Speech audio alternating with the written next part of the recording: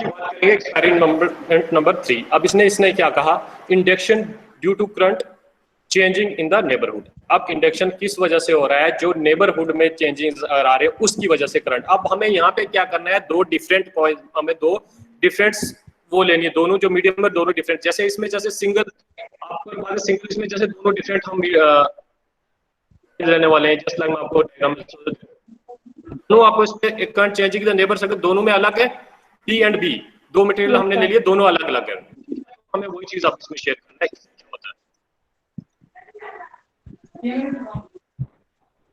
इसने कहा induction due to the current changing in the neighbourhood. Current कब किस वजह से प्रोड्यूस है इंडक्शन, जब हम नेबरहुड में चेंजिंग कर रहे हैं, ठीक है।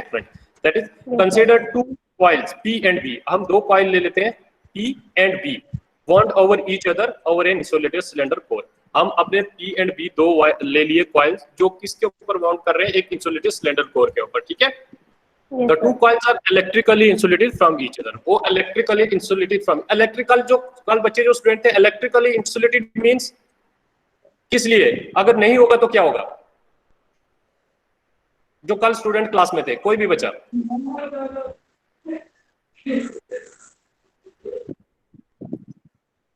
इंसुलेटेड करना क्यों जरूरी है, बॉन्ड को इंसुलेट नहीं करेंगे तो क्या होगा,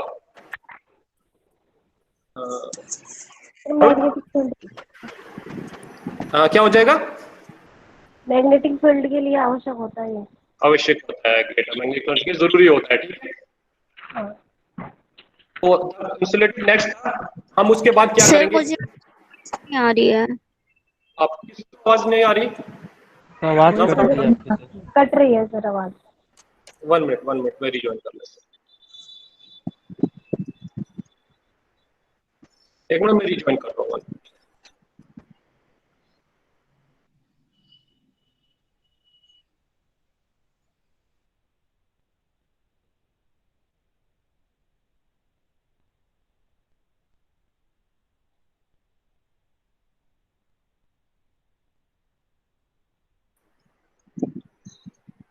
आवाज आ रही है? Yes sir. Yes sir, yes sir, जी sir.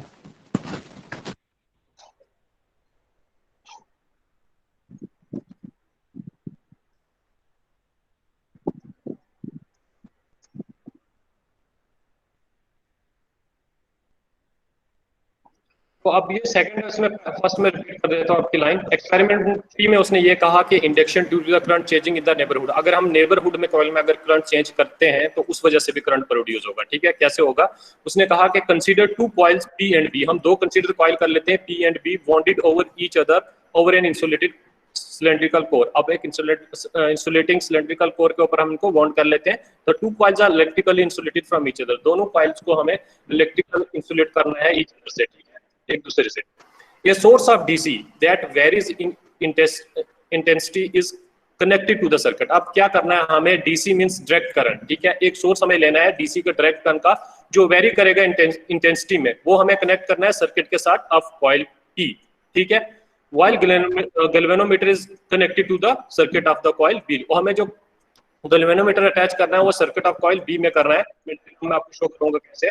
It will be observed that the galvanometer give a deflection। इसमें क्या बोल रहा है कि हमें ये देखने को मिलेगा कि वहां पे galvanometer में डिफ्लेक्शन मिलेगा जब circuit P is made or broken, जब वहां पे सर्किट बनाया जाएगा या तोड़ा जाएगा, ठीक है, कहाँ P में, ठीक है। अगर मैं डायग्राम की बात करूं तो ये देखो, ये है हमारा सर्किट, ये जो डीसी करंट है, ठीक है। अगर यहाँ पे अगर हम सर्किट बनाते हैं या ब्रेक करते हैं तो दोनों केस में हमें जो है जो galvanometer में डिफ्लेक्शन मिलेगा वो हमें में देखने को मिलेगा। Yes sir.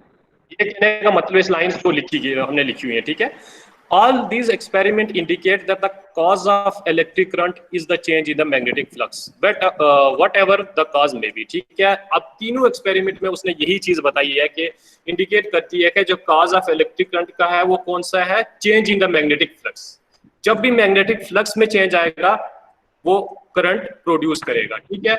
What ever the cause कोई भी हो सकता है, ठीक है, कोई भी कॉज रह सकता है। तो यही कहने का इसके जो 3 एक्सपेरिमेंट थे उसमें इसने यही कहा है कि करंट जो है प्रोड्यूस हो रहा है उसका कॉज कोई भी हो सकता है। जब भी मैग्नेटिक फील्ड में चेंज मैग्नेटिक फ्लक्स में चेंज आएगा वहां पे करंट प्रोड्यूस होगा, ठीक है।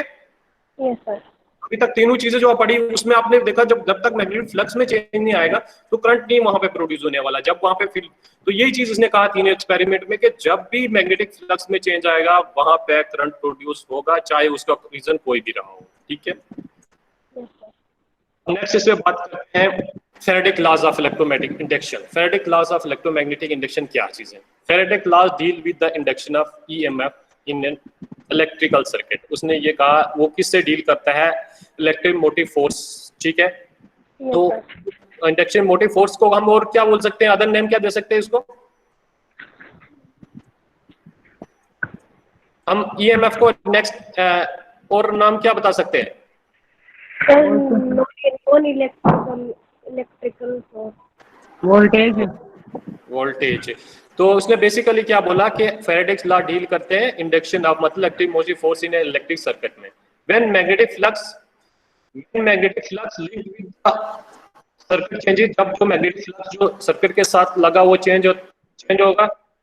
whenever magnetically the circuit changes and EMF induce it, उससे क्या होगा वहां पे इलेक्ट्रोमोटिव फोर्स या EMF इंड्यूस होगा इसमें। and EMF exists in the circuit so long as the change in the magnetic flux। वही बात आ गई, जब तक उसमें मैग्नेटिक फ्लक्स रहेगा तब तक वहां पे EMF फोर्स जो रहेगी, अदरवाइज लिंक विद कंटिन्यू, वो तब तक कंटिन्यू रहेगी जब तक मैग्नेटिक फ्लक्स जो चेंज हो रहा है वहां पे रहेगा। ठीक है, अदरवाइज अगर वो नहीं होगा तो वहां पे इलेक्ट्रोमोटिव फोर्स भी नहीं एग्जिस्ट करने वाली जरूरत है। ठीक है, ये लाइन का कहने का मीनिंग यही है। The induction of EMF is directly proportional to the negative change of the magnetic flux। ठीक है, जो इंडक्शन है इलेक्ट्रोमोटिव फोर्स का वो डायरेक्टली प्रोपोर्शन होती है negative change of magnetic flux का जो कॉइल के साथ जो अपने सर्किट के साथ लिंक होता है। ठीक है, दैट इज द फैराडे's लॉज है। ठीक है, the induction of EMF directly proportional to the negative rate change of magnetic flux linked with the circuit। मतलब इसके कहने का मतलब ये है कि जो इंडक्शन इलेक्ट्रोमोटिव फोर्स है वो डायरेक्टली प्रोपोर्शनल होती है नेगेटिव मींस जो कम रेट जो रहता है चेंज इन मैग्नेटिक फ्लक्स का जो सर्किट के साथ लिंक होती है। ये इसने कहा था magnetic law, Faraday's law. The direction of induced current is determined by the Lenz law and by the Fleming right hand rule. Fleming right hand rule किसी को पता है? बहुत इजी है। नहीं पता है? ओके, मैं डिक्टेट कराता हूँ। जी सर पता है। हाँ बताइए क्या होता है? सर ये हम upon two the magnetic force के लिए थम्स होते हैं सर, ये मिडिल फिंगर होता है सर आपका करंट के लिए। और ओके, फोर्स के लिए सॉरी आपने क्या बोला? फोर्स के लिए थंब। ठीक है, और फोर्थ फिंगर के लिए हो गया आपका मैग्नेटिक फील्ड एंड और मिडिल फिंगर के लिए हो गया करंट। ओके ठीक है, मैं आपको डिक्टेट कराता हूँ आगे।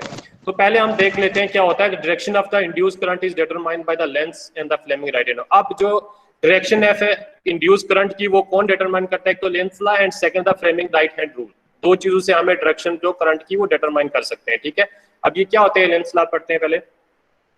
This law states that the direction of induced EMF, that is current, is such that it opposes the very cause which is produced। मतलब जो इस चीज को प्रोड्यूस कर रहा है ये उसको अपोज करता है। ठीक है, जैसे मैग्नेटिक फ्लक्स में चेंज आ रहा है तो उसे अपोज करता है, ये उसको अपोज करेगा। ये इसका पहला लॉ है।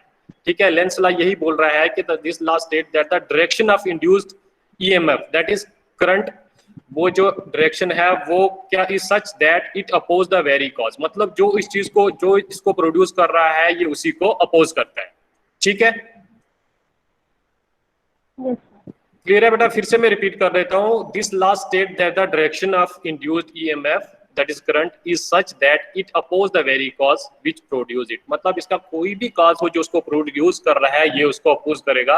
ये लॉ लेंस लॉ का कहना है। ठीक है, अब इसमें मैथमेटिकल डेरिवेशंस जो है वो हमें नहीं करनी है, हमें सिर्फ इंट्रोडक्शन इसका पढ़ना है। ठीक है, क्योंकि मैथमेटिकल डेरिवेशन आपको बीपीटी में कहीं नहीं आने वाली। ठीक है, जो मैथमेटिकल पार्ट्स है वो फिजिक्स का है, वो हमें नहीं इसमें आएगा। तो आपको सिर्फ इसकी डेफिनेशन याद रखनी है कि ये चीज ये बता रहा है लेंस लॉ कि जो डायरेक्शन ऑफ इंड्यूस्ड EMF या करंट की वो इस डायरेक्शन में होती है कि जो चीज इसको प्रोड्यूस कर रही है या मैग्नेटिक फ्लक्स जो प्रोड्यूस कर रहा है वो उसको अपोज करेगा इसके कॉज को। ठीक है, that is the Lenz law.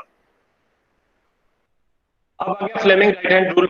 Diagram में देखो, first of the motion magnetic field and the third finger जो हमारी middle finger that is the current. ठीक है, सेकंड जो में क्या हो रहा है? First of the motion magnetic field and current, this is the Fleming right hand rule. अब इसमें जो हमने लिखा वो मैं पढ़ के बता देता हूँ।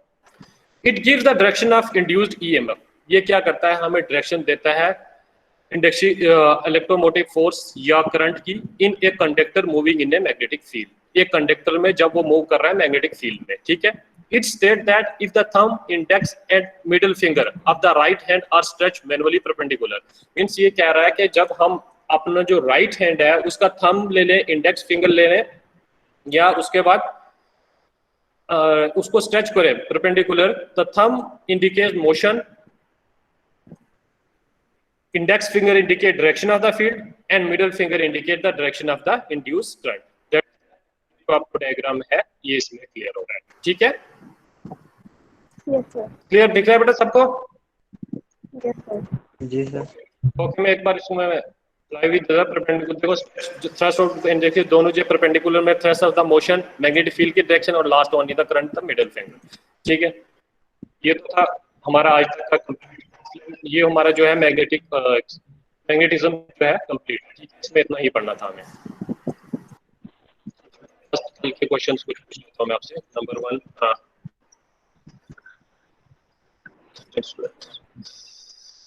आकाश, define Faraday first experiment. Define करो जितना कच्चा, हिंदी या इंग्लिश में, कैसे भी आप डिफाइन कर सकते हो। सर जब मतलब मैग्नेट को मूव कराते हैं ना कोयल के ठीक है। आसपास, तो उसमें मैग्नेट मतलब ईएमएफ जनरेट होता है। ठीक है, तो नेक्स्ट है Alok. Yes sir. Magnetic field जो हम जनरेट कर, जैसे मैग्नेटिक, इसने बोला मैग्नेटिक मोशन की वजह से वहां पे करंट इंट्रोड्यूस होगा, उस चीज को, करंट को डिटेक्ट करने के लिए हमें कौन सा डिवाइस उसमें यूज किया हुआ, कौन सा मतलब क्या चीज यूज करी कि हमें पता चला कि इसमें करंट इंट्रोड्यूस हो रहा है एक्सपेरिमेंट में। कंडक्टर में उसने कौन सी ऐसी चीज लगाई जिससे हमें करंट में डिफ्लेक्शन देखने को मिला वहां, कि हाँ सच में इसमें करंट फ्लो कर रहा है। Magnet sir. सर मैग्नेट तो है, लेकिन करंट जब वहां पे फ्लो करेगा हमें कैसे पता चलेगा? तुम कैसे बता सकते हो कि हाँ इसमें करंट फ्लो किया है? कैसे?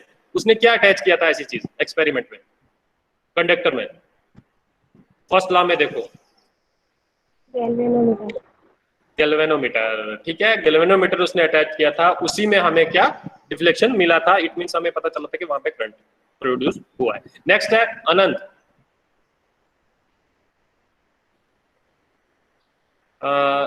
Jitendra. Yes sir. Magnetic second experiment क्या था? फैराडे के सेकंड एक्सपेरिमेंट के सर ऐसा है कि जैसे मैग्नेट के आसपास जब कोयल को लाया जाता है, रिवर्स लाया जाता है या उसी जब उसके अंदर करंट फ्लो होता है। ठीक है, मतलब अगर कहने का मतलब ये है कि अगर हम अब यहाँ पे कॉइल को मोशन, अगर कॉइल को मोशन में लाते हैं या उसकी पोजीशन चेंज करें, मैग्नेट के पास लेके आते हैं, तो वहां पे करंट इंड्यूस होगा, ठीक है। Yes sir. Next one Komal Sharma.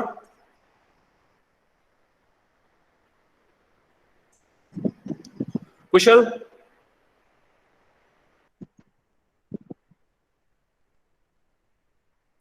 Parul.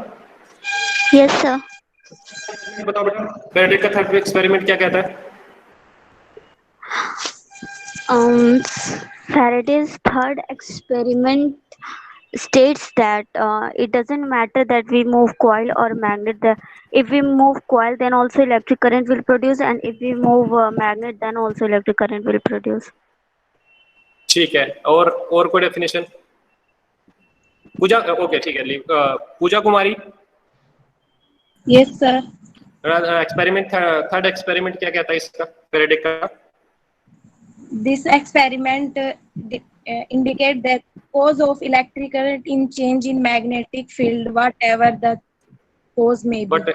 Whatever the cause may be, ठीक है। प्रतिभा। Yes sir. Explain second law of. इसमें कोयल की वजह से करंट मोशन होता है, फिर करंट फ्लो होता है। Okay, thank you. Rajnish. What is lens law? जी सर। लेंस लॉ क्या चीज है? सर जब मतलब कोई भी करंट मतलब कि प्रोड्यूस होता है उसको अपोज किया जाता है, ठीक तो है, लेंस कोई बोलता है। ठीक है, मतलब उसको अपोज करने का काम करता है लेंस लो। ठीक। Srishti. Varsha. Yes sir. What is Fleming right hand rule? तो फ्लेमिंग का राइट रूल का नियम है कि जो अंगूठा होता है वो फोर्स को डिफाइन करता है और अंगूठे है, के पास वाली जो वो अंगुली होती है वो मैग्नेटिक फील्ड ग्रेट। और अंगुली के पास वाली जो अंगुली होती है वो मतलब वो उसमें क्या बोल रहे थे, करंट का डायरेक्शन वो करंट की डायरेक्शन बताती है। ठीक है, ओके, थैंक यू। विशांत,